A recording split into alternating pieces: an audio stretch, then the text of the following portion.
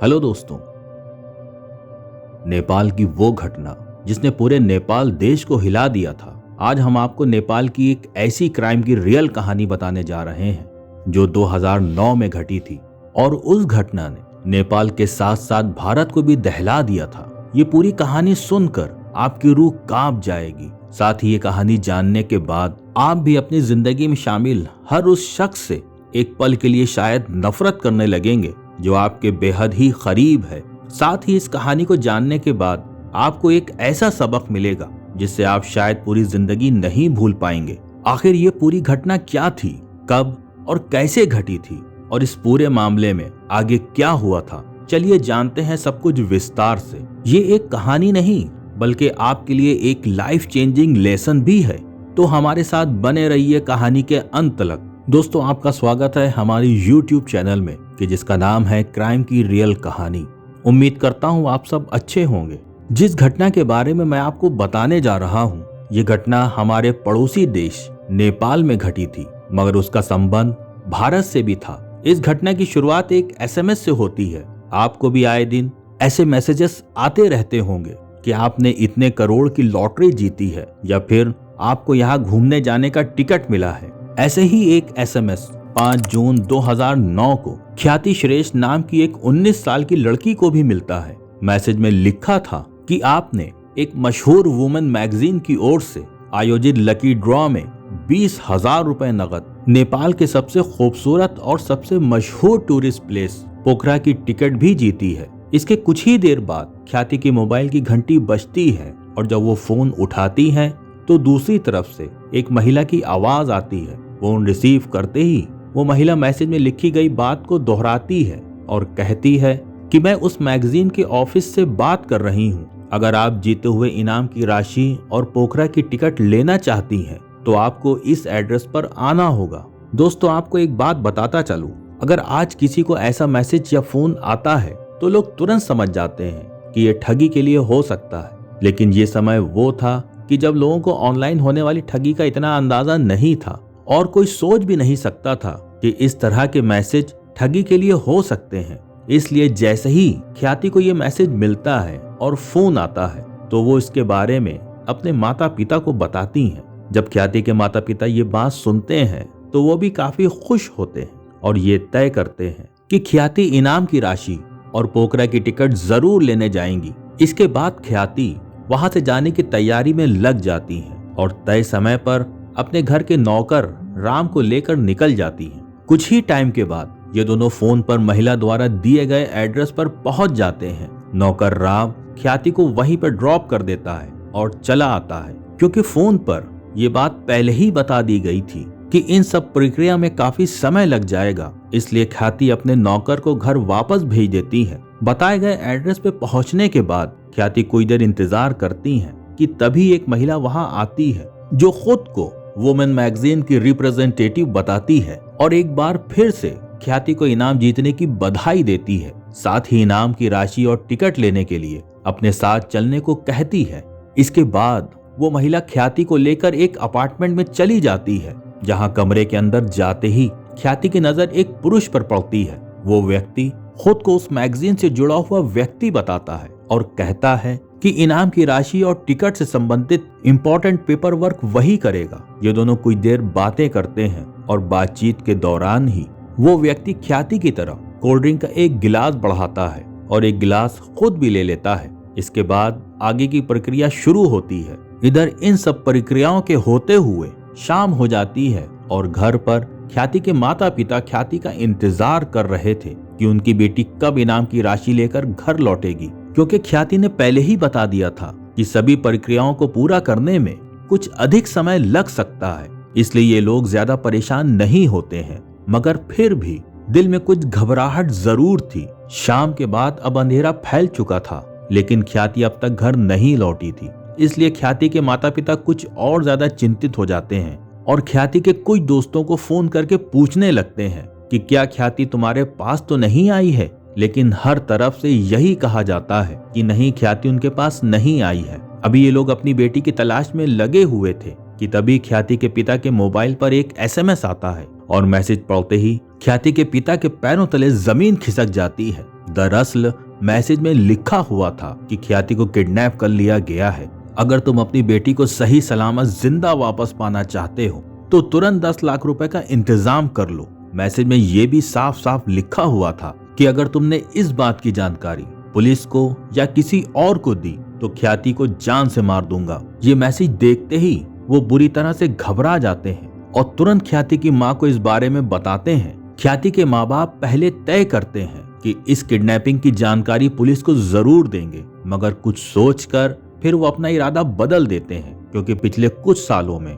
उनके आसपास इस तरह की कई ऐसी घटनाएं घट चुकी थीं, जहां किडनैपर ने सिर्फ इसलिए बच्चे को मार दिया था क्योंकि उन्होंने किडनैपिंग की जानकारी पुलिस को दे दी थी। ख्याति के किडनैपर ने भी साफ साफ अपने मैसेज में लिख दिया था कि अगर पुलिस को इस बारे में बताया तो ख्याति को जान से मार दिया जाएगा। इसलिए ख्याति के माता पिता पुलिस के पास जाने के विचार को बदल देते हैं और 10 लाख रुपए के इंतजाम में लग जाते हैं। किडनैपर ने उन्हें मैसेज में सिर्फ ख्याति की किडनैपिंग और अपनी डिमांड के बारे में बताया था, ये नहीं बताया था कि पैसे लेकर कहां आना है। इसलिए ख्याति के माता पिता पैसे का तो इंतजाम कर लेते हैं, मगर उन्हें अब तक नहीं पता था कि कहां जाना है। वो सभी इंतजार कर रहे थे कि कब मैसेज आएगा, मगर देर रात तक उनके पास कोई मैसेज नहीं आता है। कई बार ये लोग उस नंबर पर फोन भी करने की कोशिश करते हैं, मगर फोन भी स्विच ऑफ था। इन सब बातों में रात बीत जाती है और सुबह हो जाती है। ख्याति के माता पिता अभी इंतजार में बैठे हुए यही सोच रहे थे कि आगे क्या करना है। तभी अगली सुबह एक बार फिर से मोबाइल की घंटी बजती है और जब ये लोग मैसेज को चेक करते हैं तो पता चलता है कि ये मैसेज उसी किडनैपर ने ही भेजा है। इस बार मैसेज में लिखा हुआ था कि 10 लाख लेकर बुटवल पहुंच जाओ। दरअसल बुटवल नेपाल में ही एक जगह है जो काठमांडू से लगभग 184 किलोमीटर दूर है। इस मैसेज के मिलते ही ये पैसा लेकर बुटवल के लिए निकल जाते हैं। बुटवल पहुंचकर किडनैपर को मैसेज करते हैं कि वो पैसा लेकर आ चुके हैं, बताओ पैसे लेकर कहां आना है। पर थोड़ी देर बाद एक मैसेज आता है कि पैसे बुटवल नहीं बल्कि चितवन लेकर आओ। बुटवल से चितवन की दूरी लगभग 150 किलोमीटर थी। ख्याति के माता पिता बिना कोई ब्रेक लगाए कई घंटे का सफर तय करने के बाद चितवन पहुंच जाते हैं। वहां पहुंचते ही किडनैपर को इस बात की जानकारी देते हैं कि वो यहाँ पहुंच गए हैं, लेकिन थोड़ी ही देर बाद किडनैपर एक बार फिर उन्हें मैसेज करता है कि वो पैसे यहाँ नहीं बल्कि सुनौली पहुंचाना है। चितवन से सुनौली की दूरी लगभग 150 किलोमीटर की थी। ये लोग अब पैसे लेकर घंटों का सफर तय करने के बाद सुनौली पहुंचते हैं, मगर यहाँ पहुंचते ही एक बार फिर से उन्हें मैसेज मिलता है कि ये पैसे लेकर तुम दार्जिलिंग पहुंचो। मतलब ये कि अब उन्हें पैसे लेकर नेपाल की बजाय भारत आने को कहा गया था। सुनौली से दार्जिलिंग की दूरी लगभग 550 किलोमीटर थी। ख्याति के माता पिता के अलावा उनके साथ उनका घरेलू नौकर राम भी था। ये तीनों पहले ही कई 100 किलोमीटर का सफर तय कर चुके थे और बुरी तरह से थक भी चुके थे, मगर बेटी के ख्याल ने उन्हें जगाए हुए रखा था और पूरी हिम्मत से वो सभी एक जगह से दूसरी जगह भाग रहे थे। ये सभी दार्जिलिंग भी आने को तैयार हो जाते हैं, मगर 10 लाख रुपए के साथ बॉर्डर को पार करना, और वो भी भारत नेपाल के बॉर्डर को, कोई आसान काम नहीं था। मगर फिर भी पूरी हिम्मत करके ये सभी किसी तरह भारत नेपाल की सीमा को पार करते हुए दार्जिलिंग पहुंच जाते हैं। जब वो इस बात की जानकारी किडनैपर को देते हैं कि वो पैसा लेकर दार्जिलिंग पहुंच गए हैं, तो एक बार फिर से किडनैपर उन्हें थोड़ी देर के लिए इंतजार करने को कहता है। वो सोच रहे थे कि शायद उनकी भाग दौड़ यहीं खत्म होने वाली है और वो पैसे देने के बाद अपनी बेटी को लेकर सही सलामत घर चले जाएंगे, मगर उनका ये अंदाजा भी गलत साबित होता है और थोड़ी ही देर बाद फिर से मोबाइल की घंटी बजती है और इस बार पैसे लेकर काकड़ भिट्टा आओ। काकड़ भिट्टा मतलब उन्हें वापस फिर से नेपाल आने के लिए कहा गया था। एक तो बेटी की किडनैपिंग का गम, उस पर से किडनैपर का एक गंदा खेल। एक जगह से दूसरी जगह भागते भागते इन लोगों के बदन पूरी तरह से टूट चुके थे और थकान के मारे हालत खराब हो चुकी थी, लेकिन उनके सामने कोई दूसरा विकल्प भी तो नहीं था। वो बेटी को यूं ही मरने के लिए नहीं छोड़ सकते थे। अब वो दार्जिलिंग से काकड़ भिट्टा के सफर पर निकल पड़ते हैं। इस बार उनका ये सफर लगभग 100 किलोमीटर लंबा था। कई घंटों का सफर तय करने के बाद आखिरकार ये लोग वापस नेपाल के ककड़भिट्टा पहुंच जाते हैं। यहाँ पहुंचने के बाद एक बार फिर से किडनैपर को इस बात की जानकारी देते हैं और हमेशा की तरह इन्हें इंतजार करने के लिए कहता है। अब ये लोग डरने लगे थे कि शायद किडनैपर फिर से किसी और लोकेशन पे जाने के लिए ना कह दे, मगर इस बार उन्हें जो मैसेज मिलता है उसमें उस शहर के ही एक होटल का एड्रेस था। ये होटल वहां से ज्यादा दूर नहीं था। मैसेज में लिखा हुआ था कि पैसे लेकर फलाने होटल के करीब पहुंचो, वहीं तुम्हें ये पैसे किसी को देना है। इसके बाद ख्याति के माता पिता पैसे लेकर उस होटल के करीब पहुंच जाते हैं। जैसे ही ये सभी होटल के करीब पहुंचते हैं तो इस बात की जानकारी वो किडनैपर को देते हैं। इस पर किडनैपर की ओर से एक और मैसेज आता है कि पैसों का बैग लेकर होटल के अंदर सिर्फ अपने नौकर राम को भेजो और तुम लोग होटल के बाहर अपनी गाड़ी में ही बैठे रहो। जैसा मैसेज में करने के लिए कहा गया था, ख्याति के माता पिता वैसा ही करते हैं। वो दोनों गाड़ी के अंदर ही बैठे रहते हैं, जबकि पैसों से भरा बैग वो अपने नौकर राम को दे देते हैं और राम उस बैग को लेकर होटल के अंदर बताए गए कमरे में चला जाता है।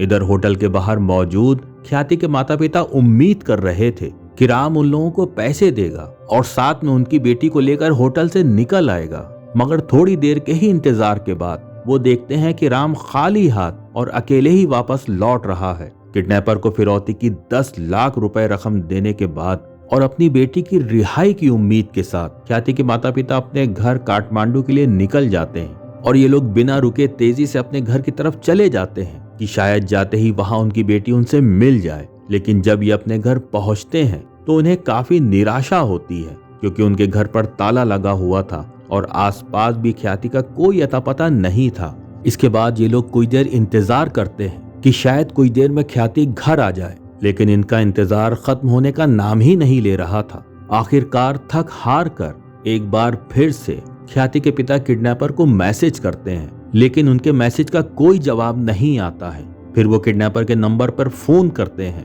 लेकिन किडनैपर का मोबाइल भी स्विच ऑफ था। मोबाइल स्विच ऑफ होते ही इन लोगों की धड़कनें बढ़ जाती हैं और अनहोनी की आशंकाओं में ये सब डूब जाते हैं। वो लोग रो रो कर किडनैपर का नंबर ट्राई कर रहे थे, मगर नंबर स्विच ऑफ ही बता रहा था। नंबर स्विच ऑफ होने के बावजूद ये लोग पुलिस के पास जाने की हिम्मत नहीं जुटा पा रहे थे।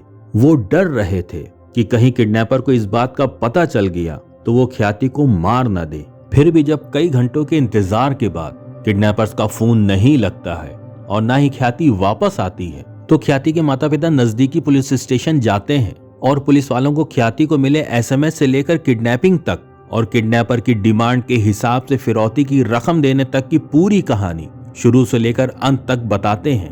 पूरी कहानी जानने के बाद पुलिस वाले पूछताछ की शुरुआत ख्याति श्रेष्ठ के माता पिता से ही करते हैं और ख्याति से जुड़ी कुछ बातों को पूछते हैं।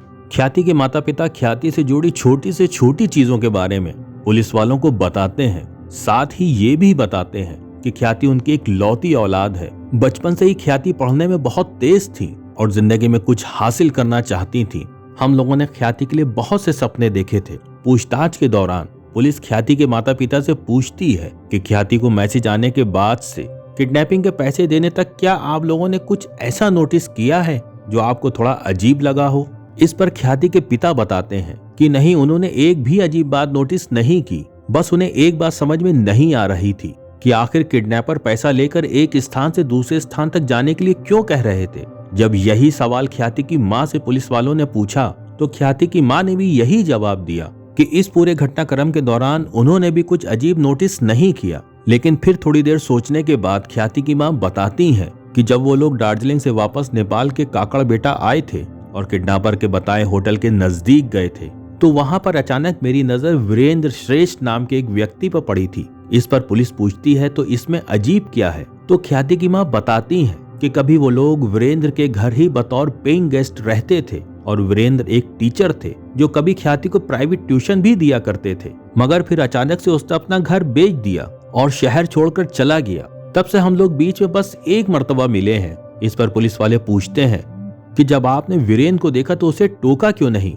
इस पर ख्याति की माँ कहती हैं कि मैं नहीं चाहती थी कि ख्याति की किडनैपिंग की खबर किसी अन्य व्यक्ति को हो, क्योंकि इससे ख्याति की जान को खतरा हो सकता था। ये सब जानकारी लेने के बाद पुलिस आगे अपनी जांच बढ़ाती है, लेकिन शुरुआती कई दिनों की जांच में ना तो ख्याति श्रेष्ठ का ही कोई सुराग मिलता है और ना ही किडनैपर के बारे में कोई जानकारी हाथ लगती है। जब पुलिस को कहीं से कोई सुराग नहीं मिलता है तो पुलिस अंत में इस पूरे मामले में सामने आए एक नाम की कुंडली निकालने में लग जाती है और वो नाम था यानी वीरेंद्र श्रेष्ठ। पुलिस जब वीरेंद्र के बारे में जानकारी जुटाना शुरू करती है तो पता चलता है कि वीरेंद्र का जन्म 1967 के आसपास भारत के दार्जिलिंग में हुआ था और इसका असली नाम वीरेंद्र प्रधान श्रेष्ठ था। जब इसकी उम्र 20 साल की थी तो वो पढ़ाई पूरी करने के बाद नौकरी की तलाश में नेपाल आया था। वैसे तो भारत में भी इसका एक संपन्न परिवार था और किसी चीज की कोई कमी नहीं थी, मगर फिर भी वो अपने पैरों पर खड़ा होना चाहता था। इसी चक्कर में वो नेपाल आया था और नेपाल आने के बाद वीरेंद्र एक कॉलेज में साइंस टीचर बन गया था। शुरुआत में वीरेंद्र को रहने के लिए मनपसंद जगह नहीं मिल रही थी, इसलिए नेपाल में ही अपना एक बड़ा सा घर खरीद लिया था। क्योंकि वीरेंद्र का नेपाल वाला घर काफी बड़ा था, कुछ समय तक तो वो इस घर में अकेले रहता है, लेकिन कुछ समय बाद ही वो इस घर के 2 कमरों को किराए पे देने का फैसला करता है और इसी के बाद ख्याति श्रेष्ठ के माता पिता वीरेंद्र के यहाँ किराए पर रहने लगते हैं। कुछ सालों तक ख्याति अपने माता पिता के साथ इसी घर में रहती है। वीरेंद्र ख्याति के माता पिता के अनुरोध पर ख्याति को घर पर ट्यूशन भी पढ़ाने लगता है। सब कुछ ठीक ठाक चल रहा था कि अचानक ही एक दिन वीरेंद्र अपना घर बेच देता है। इस कारण ख्याति अपने माता पिता के साथ उस घर को छोड़कर विराटनगर में रहने चली जाती हैं। जबकि अपना घर बेचने के बाद वीरेंद्र श्रेष्ठ कहाँ जाता है ख्याति के परिवार वालों को नहीं पता था। इस समय ख्याति 10वीं क्लास में थी। उसने 10वीं में काफी अच्छे मार्क्स हासिल किए थे, इसलिए ख्याति के माता पिता उसे अच्छी शिक्षा देने के लिए विराटनगर से नेपाल की राजधानी काठमांडू में शिफ्ट हो जाते हैं और ख्याति का एडमिशन जुबिलेंट कॉलेज में करवा देते हैं। अब ख्याति अपने परिवार के साथ अपनी पढ़ाई में लग गई थी, जबकि वीरेंद्र घर बेचने और नौकरी छोड़ने के बाद कहाँ गया किसी को कुछ नहीं पता चलता है। जब इस केस में ख्याति की मां वीरेंद्र का नाम लेती है तो पुलिस अब वीरेंद्र की कुंडली खंगालने के बाद बड़ी शिद्दत से वीरेंद्र की तलाश में लग जाती है। इन्वेस्टिगेशन के दौरान पता चलता है कि वीरेंद्र काठमांडू में ही एक किराए के घर में रह रहा है। जब पुलिस वीरेंद्र के घर जाती है तो पता चलता है कि वीरेंद्र वहां से लापता हो चुका है। पुलिस वीरेंद्र को ढूंढने के लिए कई टीमें बना देती है, लेकिन वीरेंद्र का कोई अता पता नहीं चल रहा था। इसी बीच पुलिस को काठमांडू के शहरी इलाकों से दूर ग्रामीण क्षेत्र में मानव शरीर के अंग मिलने की खबर मिलती है। जब पुलिस वहां पहुंचती है तो उसे एक जगह हाथ के 3 टुकड़े मिलते हैं। कुछ ही दिनों के बाद उस जगह से थोड़ी ही दूर पर लाश के कुछ छोटे छोटे टुकड़े और मिलते हैं। इस तरह अलग अलग कई दिनों तक लगभग 17 किलोमीटर के एरिया में मानव शरीर के छोटे छोटे टुकड़े मिलते ही रहते हैं। उन अंगों के टुकड़ों को देखकर लग रहा था कि किसी ने लाश के छोटे छोटे टुकड़े किए हैं और उन्हें एक जगह से अलग अलग ले जाकर फेंका है। इन सब के बीच ख्याति श्रेष्ठ को गायब हुए 15 दिन से अधिक दिन बीत चुके थे, लेकिन पुलिस के पास अभी भी ख्याति का कोई सुराग नहीं था। न ही पुलिस को वीरेंद्र श्रेष्ठ के बारे में कोई जानकारी हाथ लगी थी। इधर बीते कुछ दिनों में जो लाश के टुकड़े मिले थे उसका सर अभी तलक नहीं मिल पाया था, इसलिए पहचान भी नहीं हो पा रही थी कि लाश किसकी है। लेकिन 15 दिनों के बाद पुलिस को एक कटा हुआ सर भी मिल जाता है। पुलिस अलग अलग जगह पर मिले सभी टुकड़ों को और सर को एक साथ जोड़ती है, मगर फिर भी पता नहीं चल पाता है कि ये लाश किसकी है, क्योंकि खोपड़ी की हालत पूरी तरह से बिगड़ चुकी थी और पहचानना लगभग इम्पॉसिबल था। और इधर कई सवाल ऐसे थे कि जिनका जवाब किसी के पास नहीं था। वो ये, क्या ख्याति श्रेष्ठ मर चुकी है या वो जिंदा है, किडनैपर कौन है, और इन सब बातों का पुराने साइंस टीचर वीरेंद्र से कोई कनेक्शन है या नहीं है, और जिस होटल में फिरौती की रकम ली गई थी उस होटल के पास वीरेंद्र का दिखना क्या इत्तेफाक था या कोई साजिश थी। इन्हीं सवालों के जवाब अभी तक पुलिस को नहीं मिल पाए थे। शायद एक वीरेंद्र के ही मिलने से पुलिस को कई सवालों के जवाब मिल सकते थे, इसलिए पुलिस पहले से कई गुना ज्यादा फोर्स वीरेंद्र श्रेष्ठ को खोजने में लगा देती है। पुलिस की कोशिश इस बार कामयाब होती है और गुप्त सूचना के आधार पर छापेमारी करते हुए काठमांडू के ही एक जगह से वीरेंद्र श्रेष्ठ को गिरफ्तार कर लिया जाता है। वीरेंद्र को गिरफ्तार करते ही पूछताछ का दौर शुरू हो जाता है। पुलिस जो भी सवाल कर रही थी वीरेंद्र उसका सही और सटीक जवाब दे रहा था। ऐसा लग रहा था कि वीरेंद्र पूरी तैयारी के साथ ही पुलिस के पास आया है। इसी सवाल और जवाब के बीच जब पुलिस ने वीरेंद्र से पूछा कि तुम उस दिन होटल के करीब क्या कर रहे थे, पुलिस के इस सवाल पे वो चौंक जाता है और इधर उधर की बातें बनाने लगता है, जबकि पूछताछ के दौरान उसने उस दिन कहीं और होने की बात पुलिस को पहले ही बता दी थी। ऐसे में वो पुलिस के सवाल में फंस जाता है और अंत में साफ हो जाता है कि वो झूठ बोल रहा है।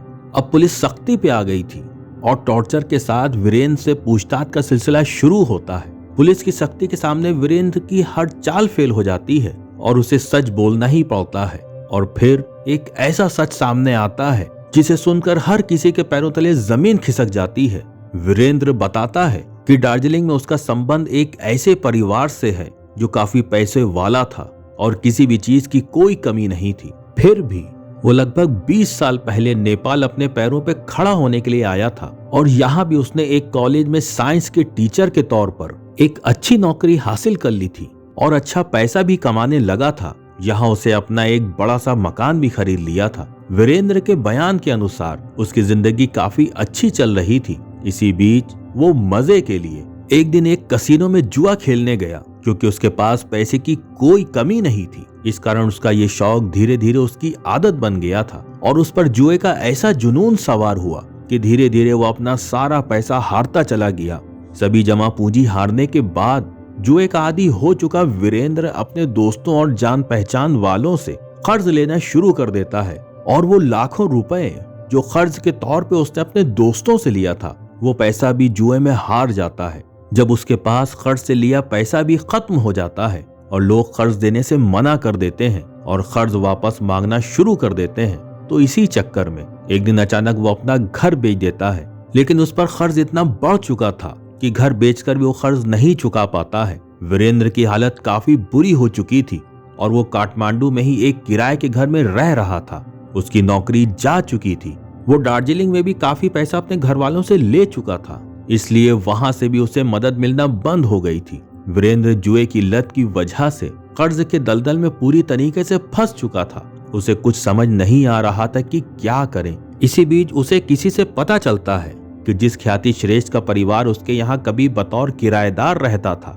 वही लोग इसी काठमांडू शहर में उसके घर से कुछ ही दूर पर रह रहे हैं। इसी के बाद 5 जून 2009 को वीरेंद्र ख्याति के घर मिलने जाता है और वीरेंद्र यहाँ इस उम्मीद से आया था कि वर्षों के बाद इन लोगों से उसकी मुलाकात भी हो जाएगी और शायद कुछ कर्ज भी मिल जाएगा। मगर यहाँ आकर उसे जो पता चलता है, वीरेंद्र कर्ज मांगने का प्लान बदलकर कुछ और ही प्लान बनाने लगता है। पुलिस की पूछताछ के दौरान वीरेंद्र बताता है कि जब वो 5 जून 2009 को ख्याति श्रेष्ठ के घर जाता है तो पता चलता है कि ख्याति के माता पिता ने ख्याति के फ्यूचर को लेकर काफी बड़े बड़े प्लान बनाए हैं। दरअसल ख्याति के माता पिता वीरेंद्र को बताते हैं कि वो अपनी बेटी की अच्छी शिक्षा के लिए बहुत जल्द विदेश भेजने वाले हैं। इस पर वीरेंद्र कहता है कि विदेशों में पढ़ाने के लिए तो काफी पैसे की जरूरत होती है। इस पर ख्याति के पिता वीरेंद्र को बताते हैं कि पैसों की कोई कमी नहीं है, क्योंकि ख्याति को विदेश भेजने के लिए उन्होंने कोई अपनी पुरानी प्रॉपर्टी भी बेच दी है और अपनी कमाई से कुछ पैसे भी बचा कर रखे हैं। ख्याति के माता पिता ने ये सब बातें वीरेंद्र को इसलिए बताई थी कि वीरेंद्र उनकी बेटी ख्याति का पुराना शिक्षक भी था और इससे आपसी रिश्ते भी अच्छे थे। मगर उन्हें कहाँ पता था कि जिसे वो अपना हमदर्द समझ रहे हैं, वही उन्हें जिंदगी का सबसे बड़ा दर्द देने वाला है। जब वीरेंद्र को ख्याति के पिता की पूरी प्लानिंग पता चलती है तो उसे एक बात तो समझ में आ जाती है कि इन्होंने काफी पैसा जमा कर रखा है, इसलिए वो कर्ज मांगने का प्लान बदलकर एक दूसरे तरीके से उनसे पैसा निकलवाने के लिए प्लान बनाने लग जाता है। और इसी बीच उसके शैतानी दिमाग में एक आइडिया आता है और ये आइडिया था ख्याति श्रेष्ठ की किडनैपिंग करवाने का। यहाँ से सीधे वो अपने घर जाता है और पूरी प्लानिंग बनाने के बाद अपने मोबाइल से ख्याति के मोबाइल पर वही वुमेन मैगजीन की ओर से आयोजित लकी ड्रा में 20,000 नगद और पोखरा की एक टिकट जीतने की बात मैसेज करता है। इसके बाद वीरेंद्र मरीना नाम की अपनी एक पुरानी स्टूडेंट को फोन करता है और उससे कहता है कि इस नंबर पर फोन करके एसएमएस वाली बात बताओ। यानी मैसेज के बाद ख्याति को फोन करने वाली लड़की मरीना थी। इसके बाद साजिश के तहत वीरेंद्र ख्याति को एक अपार्टमेंट में बुलाता है। यहाँ भी सबसे पहले ख्याति की मुलाकात मरीना से ही हुई थी।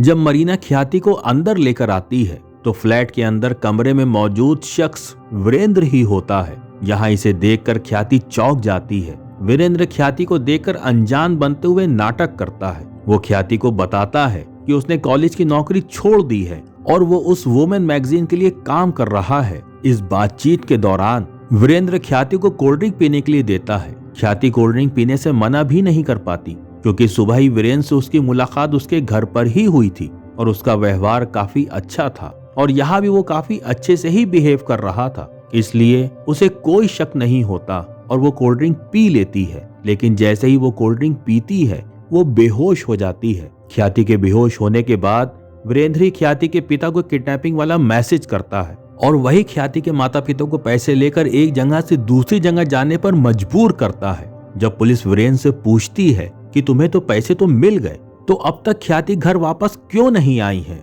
इस पर वो बताता है कि आप जो पिछले 15 दिनों से मानव शरीर के अंग के अलग अलग हिस्सों को जमा कर रहे हैं वो किसी और के नहीं बल्कि ख्याति के ही है और वो किसी और ने नहीं बल्कि मैंने ही फेंके हैं। वीरेंद्र बताता है कि जैसे ही ख्याति कोल्ड ड्रिंक पीने के बाद बेहोश हुई थी, उसी के 1 घंटे के अंदर ही मैंने उसकी हत्या कर दी थी और अगले 4 दिनों के अंदर उसके शव को छोटे छोटे टुकड़ों में काट कर शहर के अलग अलग हिस्सों में फेंकना शुरू कर दिया था। अलग अलग फेंकने का मकसद ये था कि पुलिस कभी भी सबकी पहचान ना कर पाए। वीरेंद्र के इस खुलासे के बाद हर कोई शौक रह गया था कि क्या कोई गुरु भी अपने शिष्य की ऐसी हालत कर सकता है। मीडिया में जैसे ही ये खबर आती है, पूरे नेपाल में विरोध की आंधी चलने लगती है। खास करके स्कूल्स कॉलेजेस के स्टूडेंट सड़क पर उतर आते हैं और वीरेंद्र श्रेष्ठ को बिना किसी ट्रायल के फांसी देने की मांग करने लगते हैं। इन सब के बीच केस की सुनवाई होती है और 1 साल के अंदर पूरी सुनवाई कंप्लीट कर ली जाती है। आखिरकार 2010 में काठमांडू की एक अदालत में वीरेंद्र श्रेष्ठ को ख्याति की हत्या और किडनैपिंग का दोषी पाते हुए 39 साल जेल की सजा सुनाई जाती है। जबकि वीरेंद्र के कहने पर ख्याति को फोन करने वाली और ख्याति से वुमेन मैगजीन की रिप्रेजेंटेटिव के तौर पर मिलने वाली मरीना को ख्याति के अपहरण में शामिल होने का दोषी पाते हुए 20 साल की सजा सुनाई जाती है। कहा जाता है कि इस एक घटना ने नेपाल में लोगों के सोचने का तरीका बदल दिया था और जो लोग एक शिक्षक पर आंख बंद करके भरोसा करते थे वो सभी शिक्षकों को शक की निगाह से देखने लगे थे। कहा जाता है कि वहां शायद ही अब कोई माता पिता अपने बच्चों की फ्यूचर प्लानिंग को किसी के साथ डिस्कस करे। शायद ख्याति श्रेष्ठ के माता पिता भी इस अफसोस के साथ जी रहे होंगे कि अगर उन्होंने ख्याति के फ्यूचर प्लानिंग के बारे में वीरेंद्र को नहीं बताया होता तो शायद आज ख्याति जिंदा होती। दोस्तों, इस पूरे मामले पर अदालत के फैसले पर आपकी क्या राय है? इस पूरी कहानी से आपको क्या सबक मिलता है? कमेंट बॉक्स में जरूर बताएं। इस वीडियो को लाइक करते हुए शेयर जरूर करें ताकि बाकी लोग भी जागरूक हो सकें। अगर आपने अब तक इस चैनल क्राइम की रियल कहानी को सब्सक्राइब नहीं किया है तो जाने से पहले चैनल को जरूर सब्सक्राइब कर लें ताकि हम लगातार इस तरह की वीडियो आप तक पहुंचाते रहें। धन्यवाद।